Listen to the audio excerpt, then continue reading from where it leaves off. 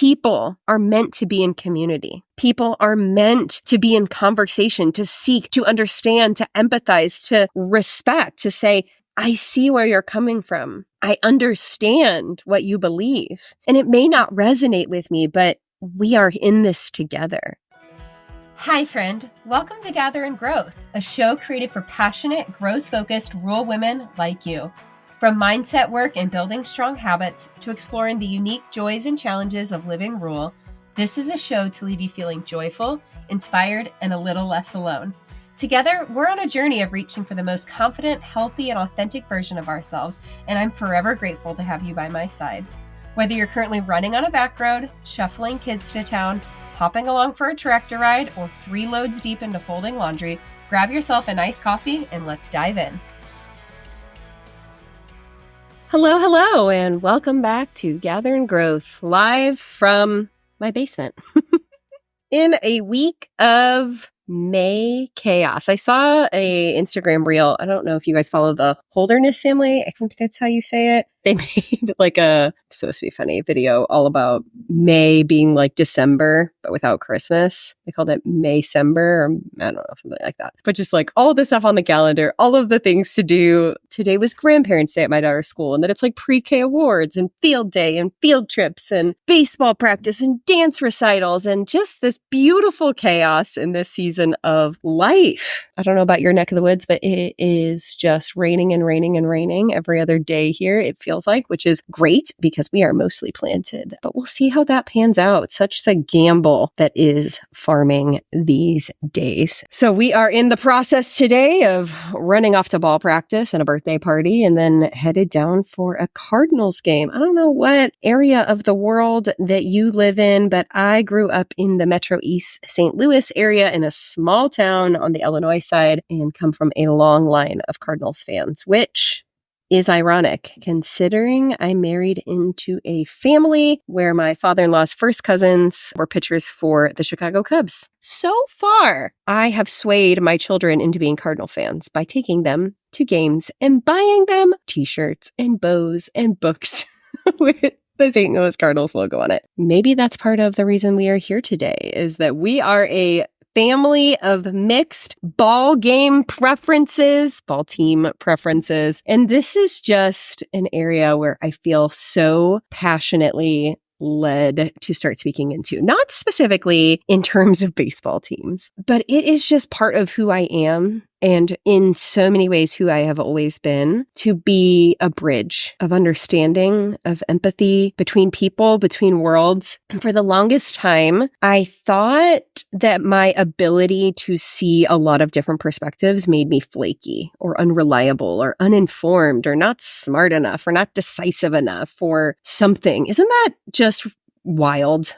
Is there one of your God-given strengths that you know is unique and exceptional that you immediately find flaw with? I feel like I have this conversation a lot. For the longest time, I just thought that there was something inherently wrong with me because it never seemed like I could make up my mind. Like I could always agree with different things or see different perspectives or understand different points. Or even if I didn't absorb something as part of my identity or fully agree with it, I could like take a few steps backward and understand why the person came to the conclusion that they did. Let's be honest, we are all people on this floating rock in the world whose lives and brains and mindsets and perspectives have been shaped by the environments in which we were raised, by the media that we consume, the people we surround ourselves, the geographical location in which we reside. And it is no accident that we come into conversations with our own ideas and opinions and preconceived notions. But what I've noticed in the reality that we exist in today is that oftentimes we see polar opposites being the loudest in a conversation. I'm sure our media has a lot to do with it. I don't know that this was as much of a barrier in previous generations or times. Maybe I'm wrong. I don't know. I did not live 100 years ago, so this is my perception. We see in everything, in politics, in religion, in agriculture, in human rights issues, in baseball teams, right? We see I am very, very for this. I am very, very against this. I believe this. I believe this. If I think this and you think that, I am good. You are bad. I am righteous. You are evil. All of the above. Somewhere along the line, as a society, we have lost the critical thinking or even just the ability or opportunity to sit in conversation with people who have different life experiences, who have diverse backgrounds, who have diverse expectations, who have a variety of values. And I think that that's problematic in some ways. We have more access than ever to information and to an inside look into different pieces of the world. And yet, because of algorithms and marketing and ads and groups, we have siloed ourselves into echo chambers. And this manifests in really big, important ways and in really simple ways. You know, if I'm talking about baseball teams and all I ever follow are things about the Cardinals talking about how horrifically bad the Chicago Cubs are and how they are inherently evil and bad and wrong and people who like the Cubs are inherently flawed. Like, I know that sounds funny when I say it out loud, but apply that to so many different situations and how quickly a wedge and divide can be made within my own family. And yeah, we're just talking baseball in this example. I think if we look at the year 2020 as a case study, how many things happened in that year, how many ideas that were presented, how many crises type situations immediately polarized us. And you are either good or bad, you are right or wrong, you are evil or you are blessed. And the more people I sit in conversation with, the more of us I know are somewhere in the middle. We are just trying to figure it out. I have had a lot of conversations following my podcast episode that released with Jenna Oxner, where we talked about functional health and how that relates to Western medicine, and then how that ties into the roles that we play in agriculture and how confusing it is as women and leaders in the space to try to take in all of this different information and filter it through our little brains and then figure out what to do with ourselves and our family. And that resonated with so many of you, and I think is a mirror to a myriad of conversations that we are afraid to have. Whether you're talking politics, religion, agriculture, or a million other things everywhere in between, we are afraid to ask questions. We are afraid to bring up a different perspective because honestly, it's just easier to agree with what the people in your box, in your bubble, in your circle are telling you is true. It removes the discomfort if we just subscribe to what someone who knows more than us says is capital T truth. It is easier to look at someone who has a different perspective and think that they are bad than consider the fact that we may not have all of the right answers. My husband and I are in such a unique situation because we have friends and family that we love deeply in so many different lifestyles and physical locations across this country. We have friends and family that are as rural as we are and as right-wing or conservative or whatever as you could possibly imagine to be. And then we have friends and family and loved ones that we respect and love so deeply who live in the most major cities you can list in this country, if not world, who you would assume are another certain type of way. And when we sit in conversations with people with all of these polarizing viewpoints, life experiences, expectations, we have to sit back and laugh about how similar people really are. We all genuinely want the world to be a better place. We want to feel safe. We want to feel heard. We want to feel understood. We want to feel loved. We want to make sure that our kids are taken care of and growing up in the best way possible. And the environments that we are in shape the way we think that is the best way to do that. But at the end of the day, people are meant to be in community. People are meant to be in conversation, to seek, to understand, to empathize, to respect, to say,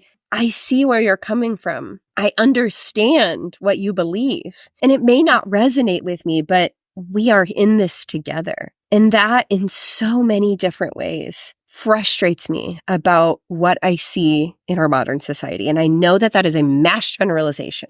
Whether we're talking about healthcare or education or so many other things, that most of us are sitting here somewhere in the middle, just trying to figure it all out and live our lives and speak into the truths and values that we hold dear. I just know that the reason that I am on this planet doing the work that I'm doing right now is to open the door to conversation. And as much as I have coached you and myself and other women through stepping outside of the comfort zone and challenging expectations and breaking through limiting beliefs and crushing down the boxes that they have been held captive in so many ways, I have been holding myself back for the illusion of peace, for the illusion that I'm going to deeply challenge someone by asking better questions. And I was having such a complex about this. Overthinker, right? I know I'm not the only one here, okay? And I'm word vomiting this to my husband for literally hours in the middle of the night. Just my fears and my insecurities and, oh my gosh, what are they going to think? And what are people going to say? And what's this going to look like? And what am I trying to even stand for? Like so much tension in my body around fear and anxiety. And he's like, Emily, all that you have ever done or wanted to do is ask better questions, is give women, especially, the space to be in community, to reconsider a different perspective, to break through what they know and believe to be possible and true, and be open that there's another way. And it started here, friends, with habits and self-worth and taking time for yourself, and then filtered a little bit more into what would it look like to change your career or your lifestyle or your health, or, then what would it look like to start the podcast and really use your voice, and what would it look like to create spaces or sell things or do things or reconsider the way you're parenting. Like, this trajectory has evolved, and it has come to a bottle that I just feel within myself needs to explode. I hope that over the years together, you and I have built trust for what is to come. And I hope that I am never trying to tell you what to do, what to think, what to believe, what to say. I'm just inviting you to the conversation. I acknowledge that some of it might get uncomfortable. At the same time, when I started reconsidering the way that I viewed my worthiness, or where I defined expectations, or challenged the thoughts that I was telling myself, that also felt really uncomfortable. When I started leading women in pursuing their goals and dreams in a small town, or when I encouraged them to seek alignment over hustle, that also felt really uncomfortable because it was different. And it was a piece of the conversation that I didn't see happening. And I know that I'm doing a disservice to myself and to you and to the world as a whole if I hold back from the next kind of conversations that I want to have. As we proceed in this together, you'll see some changes on the podcast. I want to refresh my intro and my outro and my description. It will always hold true that this is a space to gather in growth.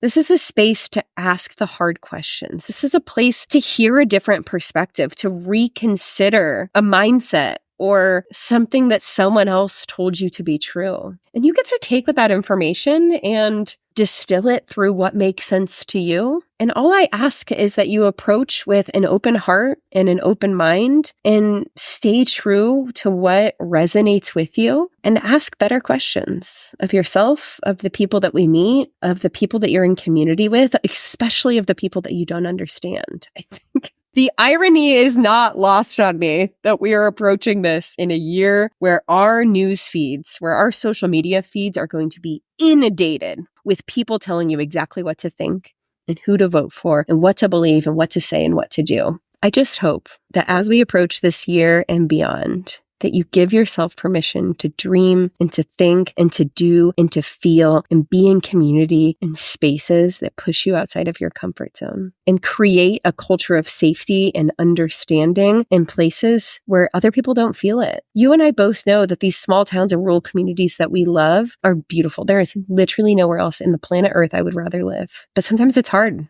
to have conversations like this. And so I accept and I appreciate and I admire your bravery to walk through them with me. On that note, a 7-year-old just walked in. I can hear him upstairs and it is time to head to the ball field. So I appreciate you being here. I am grateful for all of the ways that you have held space for the conversations and the questions that we've asked together. And I'm very excited about what's to come. So until next week, I'm so forever grateful for you. Have I told you today how much I appreciate you? I'd like to imagine this was a meaningful backyard patio kind of chat between friends sipping LaCroix at sunset. If you enjoyed today's show, please take a screenshot to share or forward this episode to a friend. You can also find me at Emily Rushell over on social to continue the conversation. It's truly a joy to hear what tidbits and takeaways made an impact on your day. As always, all links and resources mentioned in today's episode can be found in the show notes listed below or over at emilyrushell.com. Special thanks to my podcast manager, Jill Carr, for the time and love she puts into producing Gather and Growth for this community. What a blessing it is to be on this personal growth journey together. Forever grateful for you.